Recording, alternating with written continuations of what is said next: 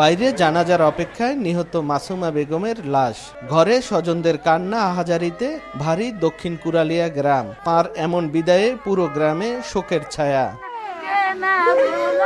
২১ July milestone স্কুলে বিমান বিধ্বস্তের সময় শিক্ষার্থীদের রক্ষা করতে গিয়ে অন্যদের সাথে দগ্ধ হন আয়া মাসুমা বেগম। চিকিৎসার জন্য ভর্তি করা হয় জাতীয় বার্ন ও প্লাস্টিক সার্জারি ইনস্টিটিউটে। ৫ দিন মৃত্যুর সাথে লড়াই করে শনিবার সকালে মৃত্যু হয় তার। হেরে যান জীবন যুদ্ধে। ঢাকা থেকে রাতেই তাকে ভোলায় নেওয়া হয়। রোববার সকালে স্থানীয় নয়বাড়িয়া বাইতুন নূর জামে মসজিদের সামনে জানাজা শেষে তাকে পারিবারিক কবরস্থানে দাফন করা হয়। তার অসহায় পরিবারের জন্য সহায়তা চেয়েছেন এলাকাবাসী। আমার ওয়াইফে লাস্ট কথা বলল যে দেখেন, দীর্ঘদিন আমি 4 থেকে 5 বছর চাকরি করছি, ওয়েনের স্টাফ ছিলাম। আমি বাচ্চাগুলো দিতে যাই আমি চিন্তা করছিলাম যে বাচ্চা যদি না দিতে পারতাম, আমি ইচ্ছা করলে আমি চলে যেতে পারতাম, কিন্তু সরে যেতে পারতাম পিছন দিকে, বিমানটা আসতেছে।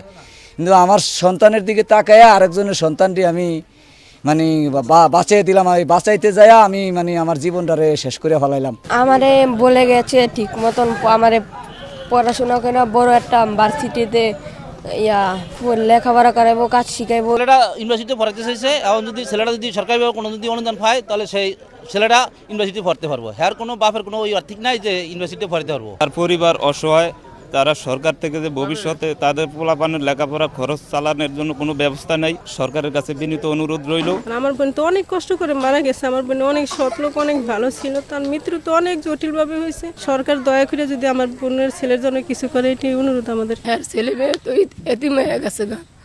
মনে করেন সরকারে যদি এটা একটা ফয়সালা করে কিংবা সরকারে যদি একটু সাহায্য করে, আমগো একটু সুবিধা হইতো। মনে করেন আমগো কাছে এটাই, মনে করেন সরকারের কাছে এটাই আমগো একটা দাবি আছে। এলাকাবাসী ও স্বজনদের সাথে জানাজায় অংশ নিয়ে উপজেলা নির্বাহী কর্মকর্তা মাসুমা বেগমের পরিবারকে সহযোগিতার আশ্বাস দেন। জানাজায় সামিল হতে আমরা এসেছি, মাননীয় জেলা প্রশাসক স্যারের নির্দেশনা আমরা এখানে এসেছি।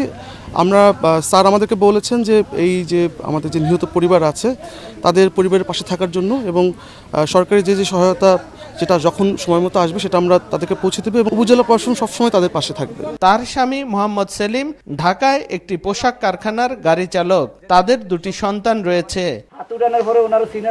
নাসির উদ্দিন লিটন, সময় সংবাদ, ভোলা।